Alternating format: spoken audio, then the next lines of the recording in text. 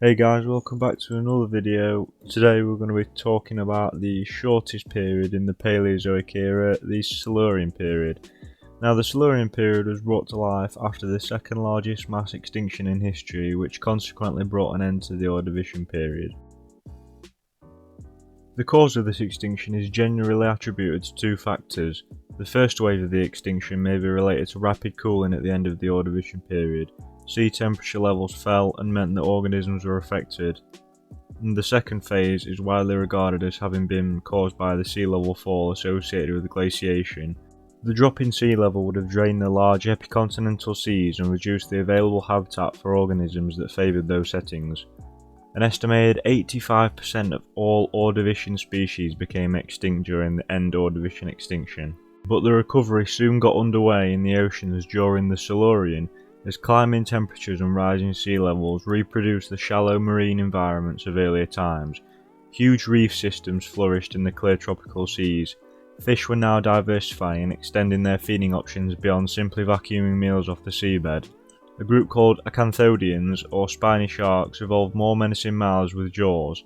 While these fish, the first true jawed fish, reached no great size during the Silurian, they were on their way to becoming one of the planet's top predators. Today we are going to speak about some of these creatures that inhabited the Earth during the Silurian period. So, enjoy. The first creature we are going to speak about today is a Eurypterid, a clade of creatures I spoke about in my last video. This Eurypterid is known as Pterygotus. As the second largest known Eurypterid, Pterygotus remains have been recovered from all over the world, suggesting that it was a highly successful predator. Pterygotus could use its paddle-like appendages for swimming, but could also move its tail for propulsion, perhaps to provide an extra burst of speed when attacking prey. It probably would have focused its attention on other arthropods such as trilobites, which would have been very common at the time. Pterygotus had 4 compound eyes, with 2 smaller ones on the top of the head and 2 larger ones at the front. This would have given Pterygotus exceptionally good vision for its time, with a potentially good degree of depth perception, as can be seen in jumping spiders today. This is really interesting, as after 400 million years we still see the same evolutionary traits in animals today. So, as mentioned before, another group of creatures that evolved during this period was the jawed fish. One of these creatures was the meter-long Megamastax. Unfortunately, we don't yet know the full story about Megamastax and how it lived. The closest fish that we can observe today are the coelacanths that live in the Indian Ocean. These fish move and swim fairly slowly, which means that they do not need such a high level of respiration to supply oxygen to muscles. However, one area that we can be certain about Megamastax is that it was a predator, and possibly a generalist one at that.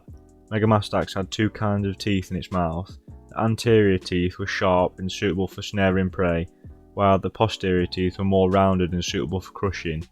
These 2 types of teeth meant that Megamastax would have been equally capable of catching and processing soft-bodied prey such as other fish and harder-bodied prey such as shelled mollusks and arthropods. Megamastax really emphasises how important jaws were to the evolution of land-dwelling vertebrates, especially humans. Another creature that emphasises this is Killineu, a bizarre armoured fish with a head shaped rather like that of a dolphin. Yet its most significant feature is its jaws. The lower jaw of Killineu has a simple bent blade-like jaw with a small part participating in the palate and a large part participating in the face. In this respect, it more closely resembles other typical placoderms whose lower jaws are mainly developed along the plate or face for biting. We can trace this creature back as one of our earliest ancestors in terms of evolution of the human jaw.